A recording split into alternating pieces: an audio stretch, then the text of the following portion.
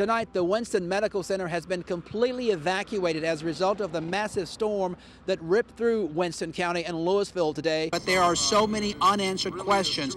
A police officer shot to death and a murder suspect shot to death here at Jackson Police Headquarters. McDaniel seems to be ahead. Well, I can tell you, even though we have the band playing right now, the mood has definitely dampened in the last few minutes. Just take a look at the water raging here. You have to imagine that the underground break in this pipe has to be huge. Stokes' campaign political signs, we've seen them posted all across Ward 3, but suddenly city officials are cracking down. They tell us it's illegal to have these posters posted on public property. Well, Mississippi veterans are welcoming the change at leadership at the top of the VA. How were you guys able to make this big bust? Well, it was part of the partnerships that we committed to, that we were going to make. Bottom line, both campaigns could go to bed tonight not knowing who won this very close election. This sign alerts drivers to the danger ahead. A Yazoo County wooden bridge that's falling to pieces. It's the whole thing is going to fall in eventually. You feel safe driving across it? In my little truck, yeah. In a big truck, no. And I'm a driver, and I wouldn't cross it. The bridge sits atop a railroad track in the Little Yazoo community. Jeanette Williams uses the bridge just about every day. She's been complaining about the dangerous structure for years, and she wants it replaced. It's just sad the way the taxpayers are spending their money and the bridges and the roads are not getting repaired properly like they're supposed to be. The county did recently install steel pilings and a beam after large trucks that ignore the weight limit caused the bridge to slump. They think it's safe. I don't know what the standards of bridges are nowadays, but to me it don't look safe. T.C. Logan says his ex-wife once had a close call trying to cross the bridge.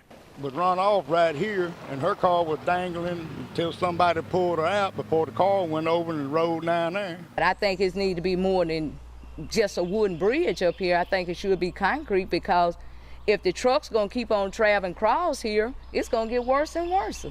For now, residents will have to cross with care, hoping the bridge will hold up. The latest thing involves Stokes' campaign political signs. We've seen them posted all across Ward 3, but suddenly city officials are cracking down. They tell us it's illegal to have these posters posted on public property.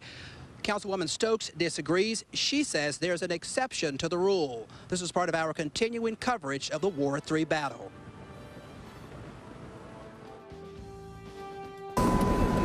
Driving through the heart of Ward 3 Tuesday morning, we spotted something unusual. Employees in a city vehicle removing Councilwoman Stokes' campaign signs from utility poles. What the ordinance says as it relates to posting campaign literature. According to city code, it's against the law to post political placards on public property. Well, I believe that's part of the misconception. My signs that are on the poles are paper signs, and paper signs are clearly legal. Stokes' husband and former Councilman Kenneth Stokes agrees. And I was there when we passed this ordinance.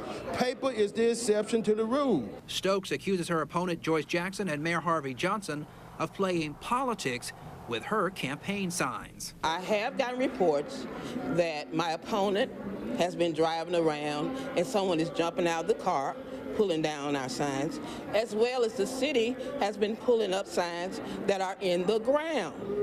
So exactly what's going on here? City officials tell us there are absolutely no exception that allows the posting of paper signs on public property. Here in Winston County, Governor Phil Bryant says this is the worst devastation he's seen since Yazoo City or Hurricane Katrina. 9 people have lost their lives, and a 7-year-old boy still reported missing. Picking up the pieces, people across Winston County coming together to clean up and begin rebuilding their community after Monday's powerful tornado left behind a wide path of destruction and death. We've never had a storm come through here like this, 56 years. But everybody in this community has pulled together, and it's just major recovery effort. Hard for you to imagine she's gone? Real hard, real hard.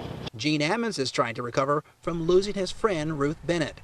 Bennett was killed Monday inside her Louisville daycare center She was reportedly clutching a child in her arms when she died. Miss Ruth Bennett is just outstanding, wonderful person. I knew her for the 6 years I was out here. I had a daycare next door. Did everything she could do to help everybody. Just real nice. Many of the storm victims who died reportedly lived at the Island apartment complex in South Louisville. We grieve over that, but still we got to go on, and thank God. Harold Haynes tried to help his friend who was injured in the storm. He opened his eyes, and I got the rescue club to come in, and we walked him out, but later he passed about 12 o'clock last night. Through the painful loss and grief, this community is holding strong to its faith. And I just thank the Lord for letting everybody survive that has. It could have been a lot worse.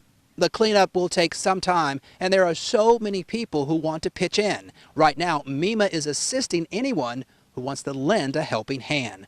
Reporting from Winston County, Ross Adams, WJTV News Channel 12.